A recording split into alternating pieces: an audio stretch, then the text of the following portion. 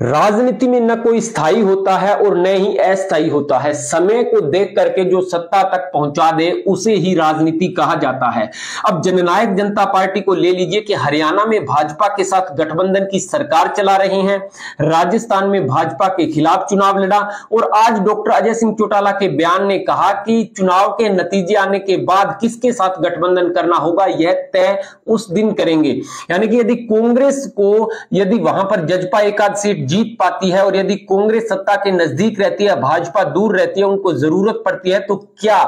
Congress party को भी जजपा समर्थन करेगी, जिसको लेकर के कयास लगाए जा रहे हैं। यानी कि डॉक्टर अजय सिंह चौटाला के बयान से एक तो बात स्पष्ट हो गई है कि यदि जजपा राजस्थान में एक आध सीट जीतती भी है तो निश्चित रूप से यदि भाजपा सत्ता से दूर रहती है और गठबंधन में कांग्रेस पार्टी को जजपा की जरूरत पड़ती है तो फिर क्या कांग्रेस के साथ वहां पर गठबंधन होगा। यानी कि जो बयानबाजी हो रही है वो इस आधार पर हो रही है कि कांग्रेस पार्टी के साथ जाने से भी किसी प्रकार की कोई खतरा नहीं है, घबराहट नहीं है, बशर्ते अच्छा खासा प्रभाव वहां पर देखने को मिले, अच्छा खासा मंत्रालय वहां पर मिले। तो जजपा इस मौके को भुनाना ही चाहेगी, गंवाना नहीं चाहेगी। फिलहाल एग्जिट पोल के आंकड़े अलग अलग बता रहे हैं, लेकिन जजपा की धड़कनें भी लगातार बढ़ रही है। जहां हरियाणा में भाजपा गठबंधन तोड़ने के करीब है और इंडिया महागठबंधन लोकसभा चुनाव को लेकर के बना हुआ है, तो वहीं इंडिया महागठबंधन भी क्षेत्रीय दलों को अपनी ओर खींच रहा है। ऐसे में हरियाणा की यदि बात करें तो आम आदमी पार्टी और कांग्रेस पार्टी लोकसभा चुनाव के लिए तो एक मंच पर है, लेकिन विधानसभा चुनाव में जैसा कि संदीप पाठक ने कहा कि कांग्रेस पार्टी को हराएंगे, यानी कि अलग लड़ा जाएगा।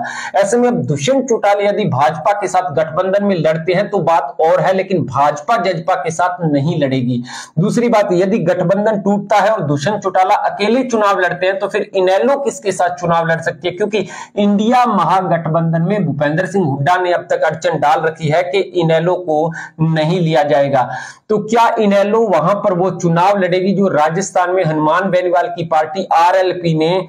जो है आजाद समाज पार्टी के साथ मिल करके चुनाव लड़ा, गठबंधन करके चुनाव लड़ा। वहीं आपको यह भी बता दें कि गठबंधन को लेकर के अभय सिंह चौटाला ने आज कहा था कि अभी काफी समय है, चुनाव जैसे जैसे नजदीक आएंगे समय बताएगा कि किसके साथ जाएं, जनता से पूछ करके वो जो है अगला कदम लेंगे।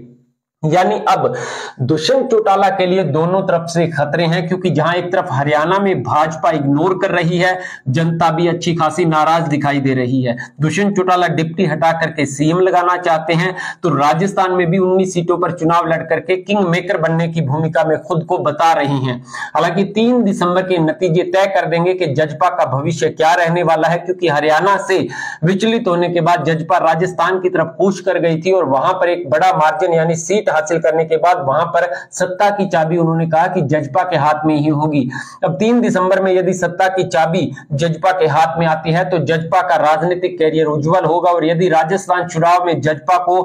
पूरी तरह से हार मिली तो फिर हरियाणा में जजपा का सफाया होना तय है। कमेंट बॉक्स में अपनी अहम राय अवश्य दें।